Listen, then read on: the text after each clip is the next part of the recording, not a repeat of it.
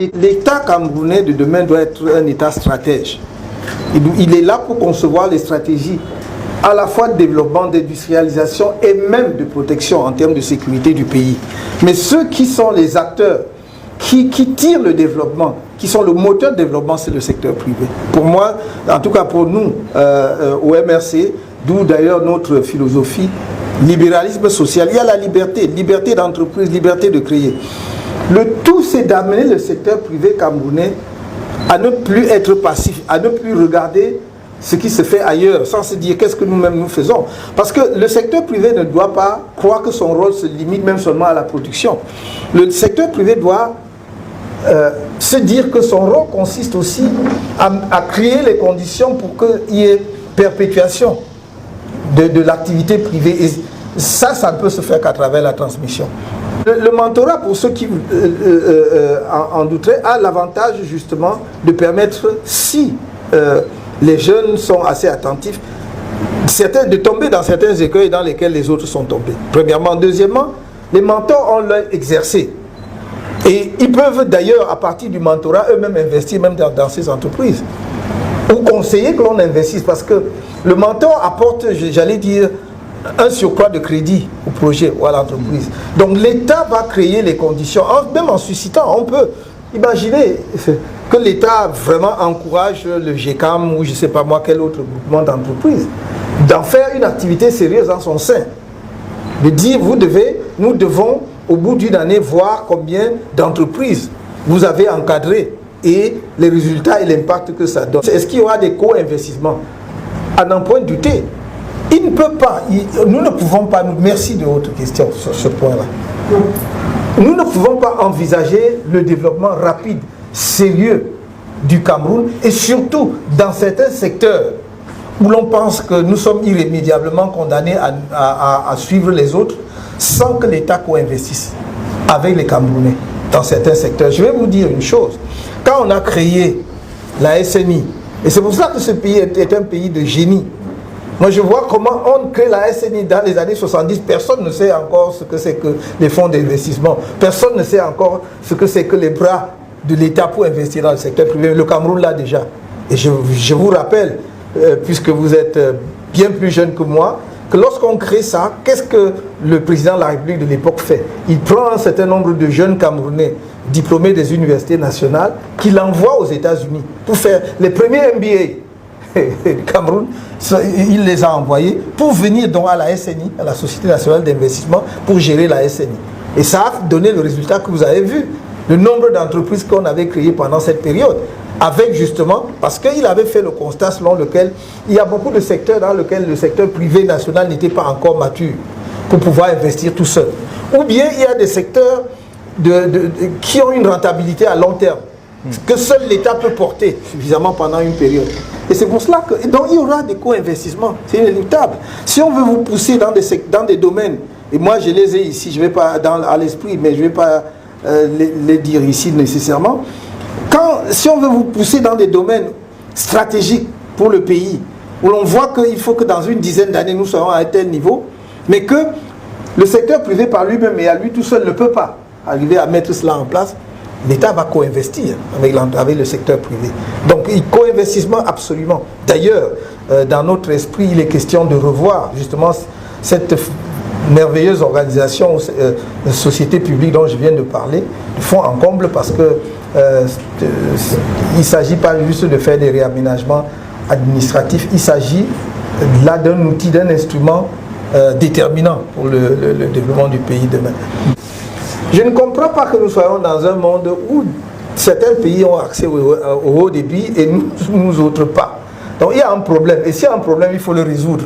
Il faudra que vous, les ingénieurs, vous m'expliquiez quelles sont les conditions pour que le Cameroun ait accès à Internet haut débit de façon permanente.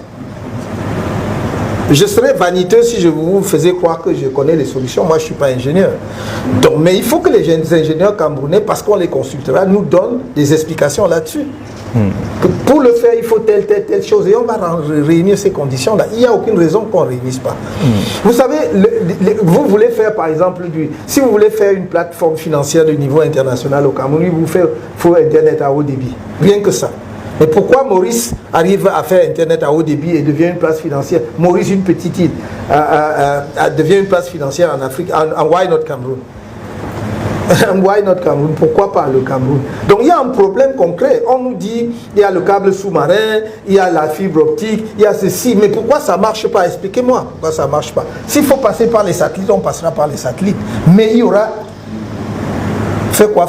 Il y aura Internet au débit au Cameroun. Parce que c'est avec ça qu'on va se développer. C'est avec ça qu'on va se développer. On va faire comment? C'est ça. Comment vous voulez pousser les jeunes dans la tech? Comment pouvez-vous espérer qu'ils vont faire des miracles dans le domaine de la tech si l'instrument de base, qui est Internet au débit, n'est pas là? Donc il faut qu'on sorte un peu de l'arriération dans laquelle nous sommes installés. Bon, j'aime bien manger tout ce que vous voulez, le ndolé, le macabo et tout ça, mais on ne va pas vivre que de ça. Nous sommes dans un monde hyper compétitif et nous devons nous donner les moyens de soutenir cette compétition-là. Nous avons déjà une matière, excusez-moi, entre guillemets, que beaucoup d'autres pays n'ont pas, la ressource humaine. C'est ça. Et nous n'arrivons pas à faire la différence, même seulement à l'échelle de l'Afrique. Il y a un problème, excusez-moi. Ce n'est pas moi qui ai parlé tout à l'heure, c'est notre compatriote d'Allemagne qui dit nous avons ce qui est le plus précieux, le plus difficile, la ressource humaine. Les autres, c'est matériel. Comment est-ce que nous arrivons? On achète, mais nous donnons les moyens d'acheter. Quel est le problème? Donc on va, ça c'est des choses qu'on va régler, croyez-moi. Il faut simplement que nous mettions cela comme une priorité, comme quelque chose d'important. Nous ne pouvons pas, nous parlons d'éducation. Nous voulons former notre jeunesse aux nouvelles technologies, aux technologies de l'information, de la communication et tout. Et nous n'avons pas de connexion à haut débit. Si vous voulez maintenant que tous les lycées du Cameroun, je ne parle même pas des universités, moi je suis au-delà des universités, que tous les lycées du Cameroun puissent avoir une vraie salle informatique, que les enfants très tôt se familiarisent à cela, il faut avoir justement les capacités. Ça va avec ça. Et je vous dis, nous on voit au-delà des lycées, c'est à partir de la maternelle. Je disais aux gens, les Chinois, le jeune Chinois, il code à partir de 5 ans. Commence à dater le codage informatique à partir de 5 ans. Donc il faut que nous arrêtions de... Nous sommes dans un monde global. Ce n'est plus comme il y a 40 ans où quelque chose, on découvrait quelque chose peut-être aux États-Unis, ça mettait 15-20 ans pour arriver en Europe et ça mettait entre l'Europe et l'Afrique, ça mettait 30 ans. Donc non, il faut qu'on sorte de là. Moi je sais très bien ce que je voudrais qu'on fasse et où l'on va, où on doit aller. On me dit où est-ce que tu vas trouver les financements? J'ai dit, le problème du Cameroun n'a jamais été un problème de financement. Le problème du Cameroun a toujours été l'utilisation du financement. On utilise à quoi faire? Le vrai problème du Cameroun, si moi je veux, sur les aspects sociaux, je prends un exemple, on a parlé de santé tout à l'heure, ou de l'éducation. Si je veux la gratuité, si j'ai dit et je tiendrai ma parole que la césarienne sera gratuite, pourtant ça va nous coûter des milliards, parce que je ne veux pas qu'une femme meure en donnant la vie, parce que voilà, sauf si on n'y peut rien. On me demande où est-ce que tu trouves l'argent? J'ai dit je trouve l'argent en réduisant drastiquement le train de vie de l'État. Dans la fonction publique, dans l'administration aujourd'hui, les frais de bouche coûtent 60 milliards de francs CFA. C'est-à-dire ce que nous partageons après une réunion comme ça, là, ouais, c'est 60 milliards de francs CFA.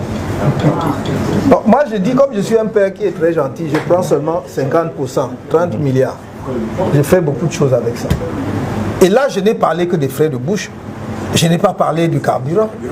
Je n'ai pas parlé des véhicules administratifs. Je n'ai pas parlé de tas de choses. Il faut que notre État vive à son niveau réel. Nous vivons au-dessus de nos moyens. C'est-à-dire l'État, je parle de l'administration. Le secteur privé, si quelqu'un veut acheter son jet privé, il a gagné son argent. Ce n'est pas mon problème. Mais l'administration, nous devons vivre à notre niveau réel, c'est-à-dire au niveau d'un pays qui n'est pas encore développé. Il y a un moment où il va falloir qu'on se retrousse tous les manches comme ça et qu'on travaille. Et ne croyez pas que c'est la génération qui travaille qui goûte du fruit de son travail. Nous allons travailler pour laisser d'autres, c'est comme ça la vie.